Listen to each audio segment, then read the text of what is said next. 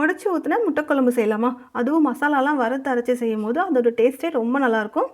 கடாயில் கொஞ்சம் நல்லெண்ணெய் சேர்த்துட்டு மிளகா வத்தல், வரமல்லி, மிளகு, சீரகம், கொஞ்சமாக கருவேப்பிலை சேர்த்துட்டு இதை மீடியம் ஃப்ளேம்லேயே வச்சு நல்லா செவக்க வறுத்துக்கலாம்.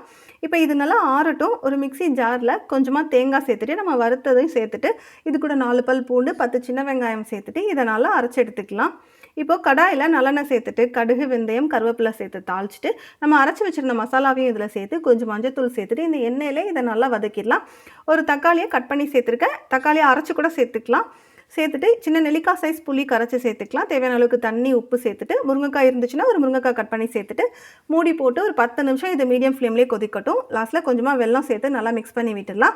இப்போது ஸ்டவ்வை சிம்மில் வச்சுட்டு நம்ம முட்டையை உடச்சி சேர்த்துக்கலாம். முட்டை சேர்த்ததுக்கப்புறம் நம்ம கரண்டியால் கிளற வேண்டாம். மூடி போட்டு ஒரு 10 நிமிஷம் லோ ஃப்ளேம்லேயே வச்சிட்டிங்க அப்படின்னா முட்டை நல்லா வெந்துடும். குழம்பு ரெடி ஆயிரும். ட்ரை பண்ணி பாருங்கள். Good food, good mood. Thank you.